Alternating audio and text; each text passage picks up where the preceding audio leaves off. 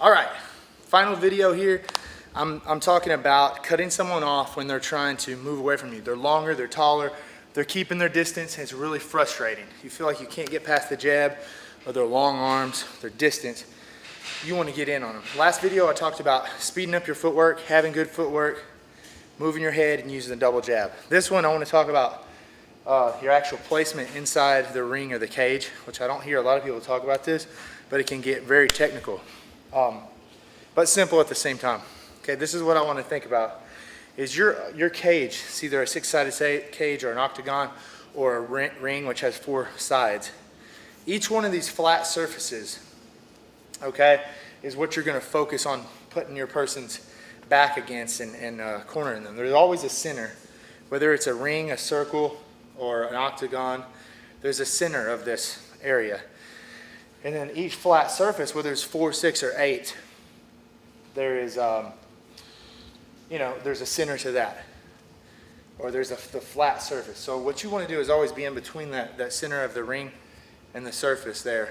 And if you can see how I have my fence right here, I want to have my person flat. Okay? Just like if this was a floor and I want to pin them straight to the floor here. If I put pressure over here and I pressure them here, they're going to slide up this thing. Basically what it does is I trap them in here, okay? Another analogy that I use sometimes is you have lights, or you have like a spotlight. If you come out here long with the spotlight far, it casts that light really wide. You want to trap them inside the light and get closer and closer and closer and closer. If I'm here square and I have the light cast here, I want to trap them in. Once they move outside of that light, they're starting to escape my light. And now I have to turn, and it makes my white light cast wider, and now I have to do work again. So once the person tries to move outside of there, I want to move and square up with them. Always square them up with their back against the fence right there. So what you want to not do, this is a common mistake, and you see this especially in the UFC with the really big octagon. People aren't used to fighting that big of a surface, or they have a big room like this here where a lot of people are sparring at once, and they're not used to working with a ring. What happens is, we might be here, the guy takes one step this way.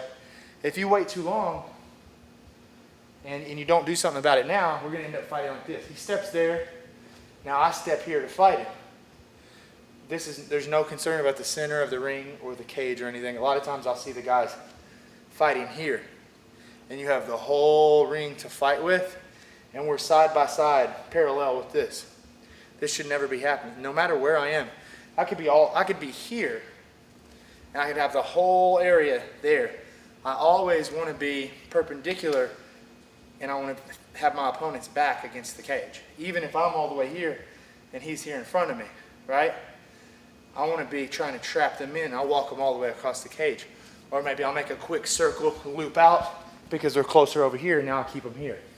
They move there, I'm going to try to trap them in. He moves there, well, I'm going to move out here, I'll make a wider turn maybe, and trap them in. I always want to be keeping their back. Try to not let them turn out and then fight them here. Okay? I definitely don't want to trade places and put my back on the fence. So cutting them off is reducing that area, getting them closer in, keeping their back against the cage, and using that good footwork. And I'm going to give you a little bonus one because this is the last video. Another thing you can do is use your hook. Sometimes I'm here and the person tries to escape me here like this. You can use your hook to bring them back. Common mistake here is trying to reach out and grab them. If you miss with it, nothing's going to happen. It's all about the footwork. So if I come here and the guy starts to move there, move the foot first. So I'll take a step and load it up. Boom, and hit them there. I can do the same thing on this side. They start to move there. I can take a step and load it up and hit them with the right hook. Okay, so even if I miss with the hook or whatever, I'm using the step to cut them off.